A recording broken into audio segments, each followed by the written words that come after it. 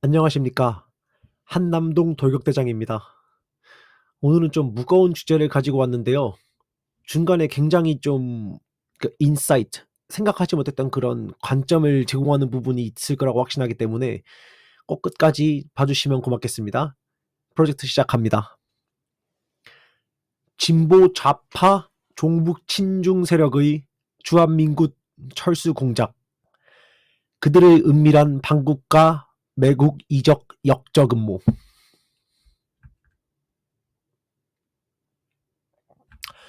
우선 주한미군은요, USFK, United States Forces Korea 이 약자고요. 주한미군 말 그대로 이제 한국에 주둔하는 주한미군을 말하는 거죠.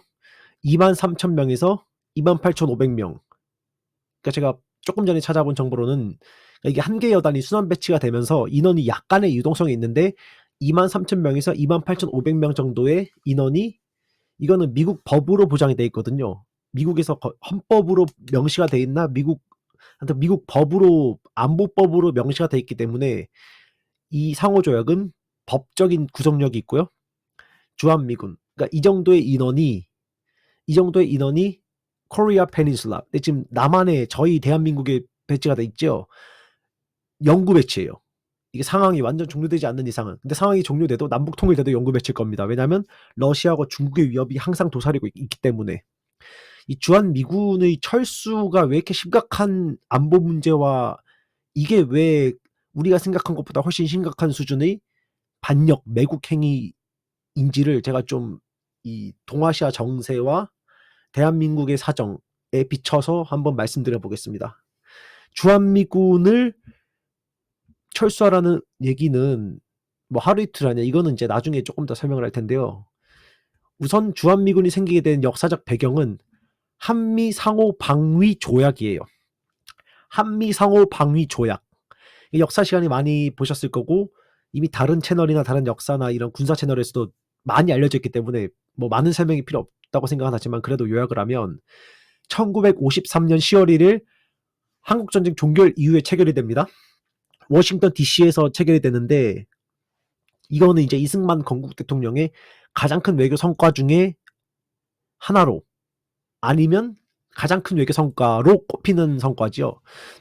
원래 미국은 이제 이게 전쟁이 점점 길어지면서 그 대충 그냥 정리하고 정치적인 미국 내 당시 그 정치적인 자국민 여론도 그렇고요. 정치적인 환경 때문에 메가더는 경질됐고요. 그러니까 북쪽 쓸어버리자 이런 주장을 했다가 굉장히 영웅이지만 노장은 죽지 않는다. 다만 사라질 뿐이다. 뭐 이런 명언을 남기면서 이제 사라졌는데 메가더 장군이 경질되고 그런 상황이에요.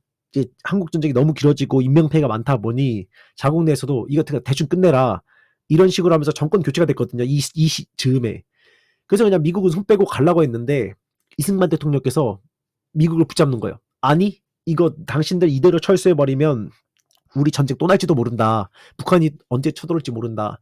그때 당시 북한은 큰 위협이었죠. 우리나라보다 경제력도 앞서 있고 군사력도 훨씬 앞서 있는 6.25 전쟁 발발 3개월 만에 낙동강 최후의 전선까지 뚫리면서 그야말로 쑥대밭 될 뻔했지 않습니까? 한반도 공산화가 적화 통일이 목전이었는데 그만큼 군사력 차이가 났다는 거예요. 그 당시에도 이게 70년대까지는 북한이 좀 앞선 경제력과 군사력이었다고 보면 되거든요. 그러니까 당시 53년이지 않습니까? 전쟁 직후.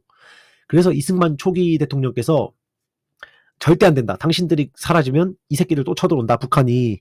그래서 이거를 성사를 시켜요. 이승만이 성사를 시킨 거거든요. 당시 안 좋은 미국 여론에도 불구하고 깡다구 있게 밀어붙여가지고. 그래서 미국이 그럼 좋다. 미군을 어느 정도 규모를 남한, 그러니까 대한민국에 남겨놓겠소. 이게 한미 상호 방위 조약인 거예요. 53년 10월 1일. 그러니까 그 청국전쟁 종결, 그러니까 휴전하지요? 휴전이 된 다음에 이제 워싱턴에서 이루어진 이 조약으로 인해서 그 미군이 이렇게 주한 미군이 계속 주둔하고 있는 거고요. 이 정도 일정 규모의 인원이. 그리고 여기 또 무슨 내용이 포함이 되냐면 미국의 국토가 침공을 당해도 우리나라 국군이 자동 참전이고요. 우리나라 영토, 우리나라 국토가 침공을 당했다, 군사 침략을 당했다. 그러면 미군이 자동 출전되는 이런 쌍방 조약의 그 방위 조약이다. 이렇게 생각하시면 돼요.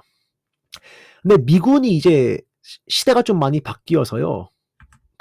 이게 뭐 국뽕 시간이나 군사 채널 이런 시간은 아닌데 잠시 좀 짚고 넘어가면 이게 70년대까지 아까 언급했던 것처럼 대한민국이 북한보다 좀 떨어졌어요. 사실 북한이 굉장히 실질적인 위협이 맞았는데 80년대 산업화 지나고 서울 올림픽 지나고 90년대 이제 정보화 시대 들어서서 2000년대 들어서면서 격차가 완전히 벌어져요. 게다가 90년대에 북한은 망할 뻔했지 않습니까? 그러니까 이제 시대적 환경이나 우리 국력이 엄청 커지면서 경제력도 엄청 커지고 북한은 이제 핵무기만 좀 빼면 핵무기는 항상 빼놓고 얘기를 하지 않습니까? 전략적 무기라고 하는데 북한 핵무기가 몇 개 있는지 몰라요. 근데 있다고 미국이 공식적으로 지금 인정하는 그런 스턴스거든요. 근데 얘네가 핵무기 빼고 재래식 무기로만 붙으면 아예 잽이 안 되는 건 이제 여러분도 잘 알지 않습니까? 그래서 북한은 이제 미군이 지금 없어도 북한 자체만 놓고 보면 위협이 안 돼요. 근데 이게 왜 또 더 문제가 되는지는 주한미군이 왜 아직까지 무조건 필요한지는 조금 이따가 더 자세히 말씀을 드릴 거고요. K9 자주포, K2 흑표, 천궁 다연장 로켓표. 그러니까 이거 잘 아실 거예요. 말 그대로 이런 로켓을 트럭에 싣고 와가지고 빠바바바바바바 로켓을 다 연장, 여러 로켓을 연장으로 갈긴다 해가지고 다연장. 이게 가끔씩 영어 보면 두두두두두 하면서 막 날아가는 거 있죠? 그거예요. 다 국산화가 된 우리나라 개발, 우리나라 제작하는 그런 다 무기들이고요. 현국은 핵폭탄만 아니다 뿐이지 핵폭탄에 버금가는 그야말로 최상급 엔드급의 하이엔드급의 폭탄이다. 이렇게 생각하면 됩니다. 이 무기들뿐이 아니고요. 전투기도 있어요. KF-21 보람인데 이게 차세대 4.5세대 전투기인가요? 아무튼 우리나라가 국산하고 우리나라에서 생산할 수 있는, 우리나라 기술로 만들 수 있는 굉장히 자랑스러운 그리고 굉장히 막강한 그런 전투기인데요. 이런 무기들을 우리나라가 지금 수출도 많이 하지 않습니까? 그러니까 그 정도로 군사력이 엄청나게 커진 거예요. 그래서 북한만 놓고 보면 주한미군이 굳이 없어도 우리 국군만 가지고도 대한민국 국군만 가지고도 충분히 아작을 내거든요. 그야말로 전쟁 발발하고 그야말로 며칠 안에 빠르면 3일 안에 그냥 완전히 끝나버리는 거거든요. 그러니까 군사력은 이제 저희가 압도해요. 경제력도 뭐 좀 약간 좀 거짓말 못하면 GDP가 100배 정도 100배, GDP는 30배고요. 경제력으로 놓고 보면 100배 정도 우리가 북한보다 앞서는 거죠. 꼭 전쟁은 또 국력은 경제력이다. 지갑에서 온다. 이런 말이 있을 정도로 그러니까 게임이 안 돼요. 근데도 일단 주한미군이 단편적으로 제일 필요한 첫 번째 이유는 이 전략 자산이 아니라 이 뭐지요? 정찰 자산 때문이에요. RC-135 U2 글로벌 호크 이건 많이들 보셨죠? 우리나라 공군에서 운용을 하는데 이걸 대한민국이 생산할 수 있는 능력이 없어요. 너무 고가예요. 너무 고도 기술이라 이건 아직 정찰 우리나라가 지금 약 한 개 있다면 군사력도 다 좋고 무기도 잘 만들고 방산 수출도 역대급이라고 하는데 근데 문제는 이 정찰 자산이 좀 부족한 게 아직 현실입니다. 그래서 이 정찰 자산이 주한미군이 한반도에서 운용하는 정찰 자산들인데 주한미군 왜냐하면 미국이 운영하는 게 미국의 직속 군대이기 때문인 거거든요. 명령권이 미국에 있어요. 우리나라에 주둔하고 있는 것 뿐이지 명령 체계는 미국으로 간다. 직속 라인이다. 그러니까 이거는 미국 정찰 자산인데 이게 없으면 아직까지 정찰이 조금 떨어지는 부분도 없지 않아 좀 있고 우리나라 아직까지는요. 그리고 북한뿐이 아니고 러시아나 중국 또 항상 우리 주변에 도사리는 그런 안보 위협이기 때문에 우리가 볼 수 없는 영역까지도 얘네들이 가서 정찰해 줄 수 있다. 아주 광범위하게. 주한미군이 이래서 아직 필요한 부분이 좀 표면적으로 있고요. 다시 주한미군 철수 주장에 대해서 다시 한번 좀 얘기를 돌아가 보면 이게 하루 이틀 이야기가 아니에요. 제가 기억하는 것만 해도 최하 20년도 더 전에 아마 90년대도 이런 얘기가 있었나요? 그땐 제가 태어난 시기라서 모르겠는데 20년 제가 기억하는 건 최하 20년 전부터 뭐 주한미군 철수하라 여러 단체 특히 민노총 약간 좌파들 진보라고 하는 애들 그리고 뭐 이상하게도 노동자들이랑 성소수자들까지도 항상 보면 반미 정서 가져가고 특히 그러면서 주한미군 반미정서 몰이를 하는 이유가 주한미군 철수에 대한 떡밥이기 때문에 그렇습니다. 주한미군을 철수를 하라고 하는데 이게 하루 이틀 얘기가 아니고 한두 군데 얘기가 아니거든요. 제가 얼마 전에도 주한미군 철수하라는 그런 이야기를 봤으니까요. 그 불법 트랙터 난동 부릴 때. 이게 하루 이틀 이야기가 아니다라는 걸 일단 짚고 넘어가고요. 이건 다시 조금 이따 얘기할게요. 근데 주한미군이 그러니까 이게 왜 단순히 뭐 표면적인 반미나 안보 위협 이런 걸 넘어서 굉장히 깊은 아주 딥한 그 역적 그야말로 반국가 매국 행위하고 이어진다고 생각을 하냐면 일단 저희가 몇 년 전 기억을 되돌려봐서 이 사드를 좀 생각해 볼 필요가 있습니다. 사드는 이제 그 우리말로는 종말 단계 고고도 지역 방어 시스템이에요. Terminal High Altitude Area Defense 영어로 이렇게 되는데 약자로 앞에 THAAD를 따다 사드가 되는 거죠 우리말로. 박근혜 정부 때 그 미국 정부하고 협정이 돼가지고 이걸 도입하기로 이 시스템을 굉장히 고가입니다. 이 시스템에 뭐 한 몇 천억 거의 조각가이 돼요. 굉장히 고가인데 이걸 박근혜 정부 때 협의가 돼가지고 근데 이게 들어올 때는 문재양 때잖아요. 사드를. 박근혜 때 이미 협정이 돼가지고 들어오기로 된 건데 그 문재양 때 이 사드를 들어온 것 때문에 중국하고 난리가 났죠. 이게 뭐 중국 본토하고 우리가 상당히 가깝지 않습니까? 거리상. 근데 이런 중국 본토에 직접 위협이 될 수 있는 이런 미사일 시스템을 그 한국에 들어오는 게 중국 입장에서 부담이었던 거죠. 그러니까 이 무기 하나 들어오는 것만으로도 난리가 났었다. 근데 이게 얼마나 대단하냐? 대한민국 국방백서에 의하면 사드는 현존하는 미사일 방어 체계, 아이언돔도 미사일 방어 체계 중 하나죠. Missile Defense의 약자겠네요. MD. 미사일 방어 체계 중 가장 요격 성공률이 높은 것으로 평가받고 있다. 그러니까 어마어마한 방어 체계 시스템인데 이 시스템을 우리가 북핵 위험에서 우리가 북핵이 만약에 날았을 때를 대비해서 이 고고도, 초고정밀, 최고급 방어 체계 시스템 우리가 들어온다는데 중국이 연병을 떨단 말이에요. 그리고 사드 뭐 성주 사드 전자파이 튀겨진다 뭐 김재동 이런 얘기는 지금까지 잊혀지지 않는 선동쇼인데요. 지금 이제 잊혀지고 없어요. 사과 말도 없고 뭐 그냥 뭐 아님 말고 이런 식이잖아요. 항상 좌파들이. 근데 그 난리를 쳤던 거예요. 이게 요격하는 그러니까 용도가요. 잘 짚어봐야 되는 게 중국 본토를 때리는 용도가 아니라요. 대한민국 영토에 있으면서 우리 공해로 날아오는 미사일들을 요격하는 방어 시스템인데도 중국이 그렇게 막 발작을 했던 거예요.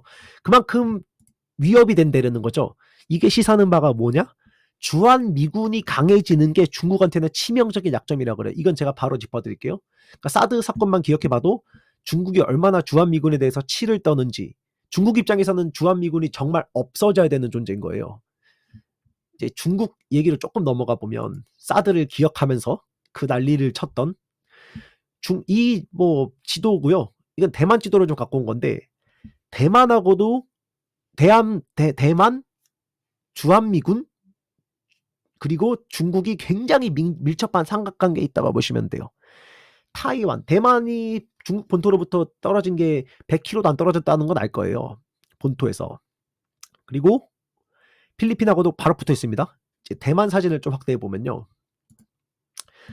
이 빨간 동그라미 지금 여기 보이시죠? 이게 일본 최서단, 일본 섬이 여기까지 오는 거예요. 대만 코앞까지 여기가 일본 영토고요. 잘 보이세요? 검은 동그라미에 필리핀이 수천 개의 섬으로 이루어져 있는 섬나라거든요. 근데 이 필리핀 영토, 필리핀 섬이 대만하고도 굉장히 가까이 있어요. 거의 중국하고 가까이 있는 거리 정도로 대만하고 가까이 있는데 그러니까 이 다음 지도를 보여드리면 어떻게 보면 아까 기억나시죠? 그림 조금 전에 이 그림. 대만 바로 앞에 일본이고 대만 바로 밑에 그 최북단 필리핀 섬이 있는 거거든요. 바테나스 아일랜드라고 필리핀 섬입니다.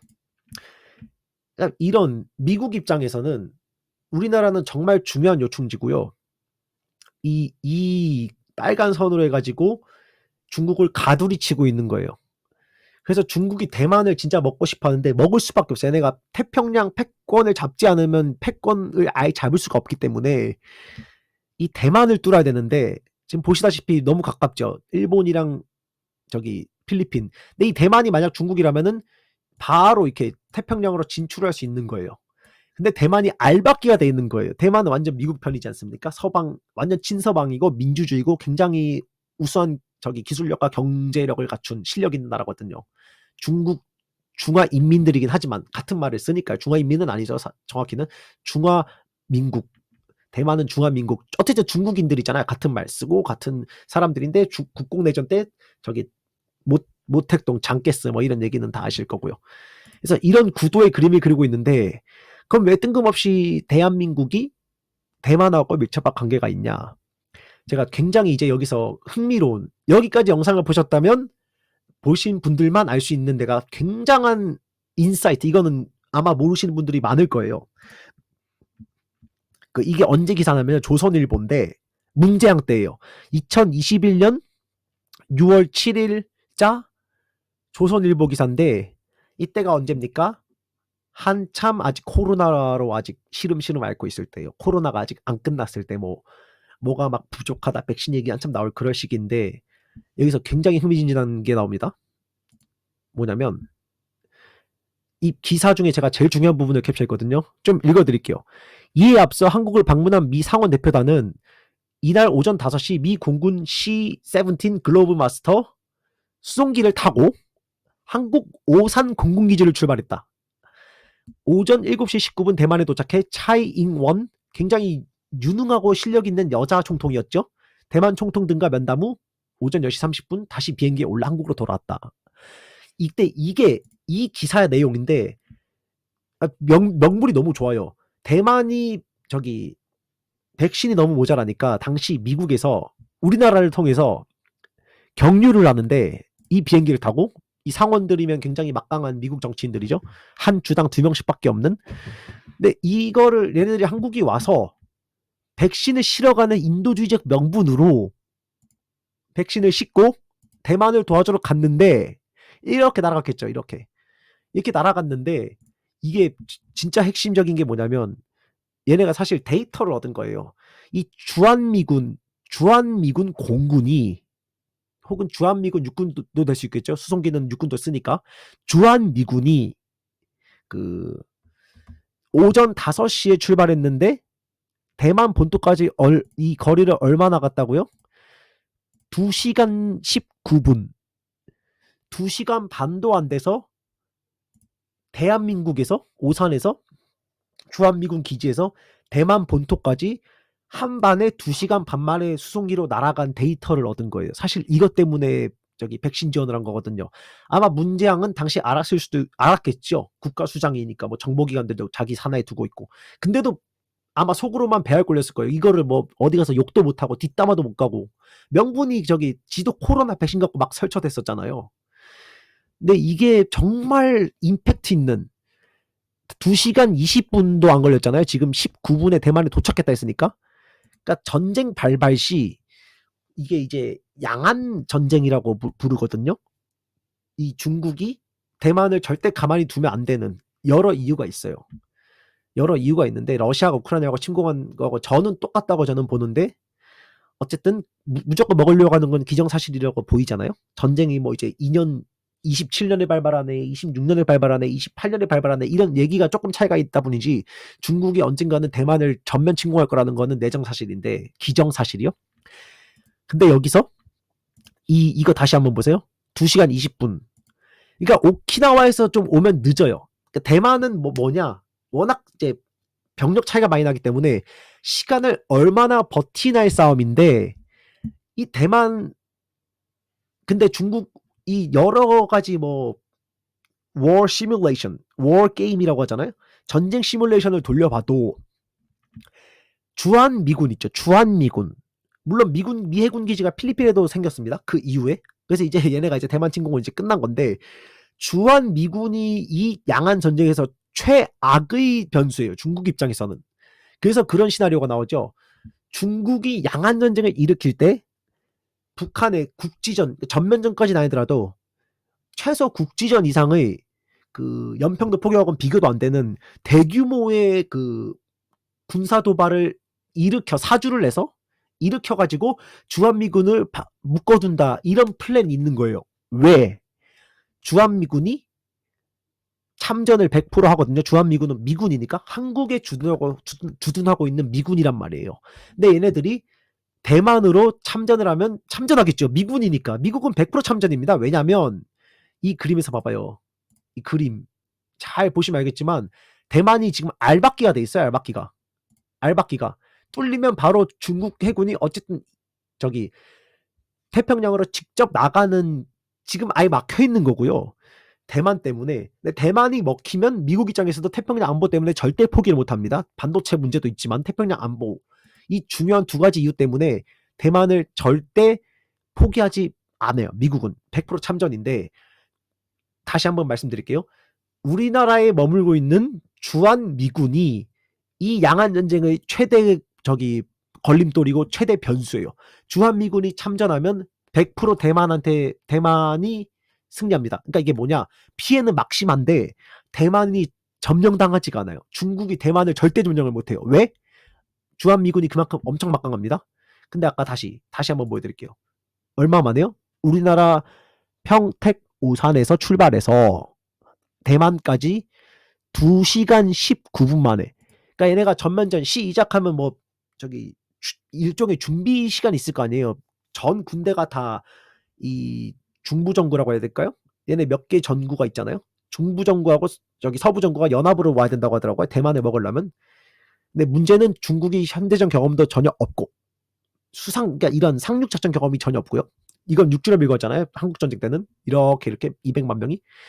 근데 그 경험이 없는 데다가 대만이 몇 시간 6시간 버티자 이런 플랜으로 보통 가거든요. 근데 2시간 20분 만에 이 장비들이랑 병력을 싣고 대만으로 상륙을 하는 거예요. 전투기도 당연히 가고요. 그러면 뭐다? 중국은 100% 패배예요. 대만을 먹지를 못해. 그러니까 이 좌파들의 주한미군 철수는 다만 뭐 북한의 위협으로부터 북한 자유롭게 쳐들어오세요 이런 문제는 아닙니다. 지금 북한하고 둘이하고만 붙으면 아시다시피 게임이 아예 안 돼요.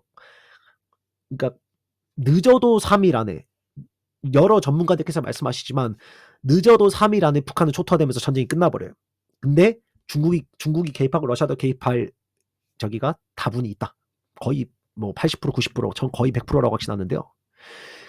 근데 이 동아시아 정세 특히 대만 태평양 안보에 봤을 때 우리나라에 있는 그 주한미군이 얘네한테도 걸림돌인 거야. 그러니까 이게 왜 제가 역적 이렇게 굉장히 센 워딩을 했냐면은 이 주한미군이 단지 대한민국 한반도 영토의 안보만이 아니고요.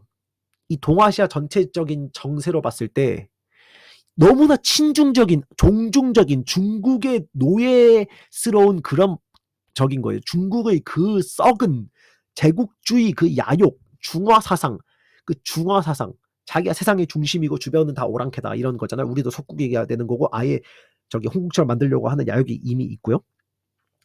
그러니까 주한미군이 없어져줘야 중국의 야욕이 실현되는 거예요. 이거는 북한을 위해서 말한다기보다는 중국을 염두에 두고 가는 거기 때문에 저는 이게 진짜로 심각한 정말로 끔찍한 매국 역적들이다 이렇게 보는 겁니다. 마무리로 좀 들어가면요. 이거 너무 유명하지요? 100년 전 이완용, 120년 전에 이완용이 뭐라 그랬습니까? 나라 팔아넘기기 전에. 아무리 나쁜 평화라도 전쟁보다는 낫다. 이게 다 조선의 평화를 위한 것이다. 제1의 매국노잖아요.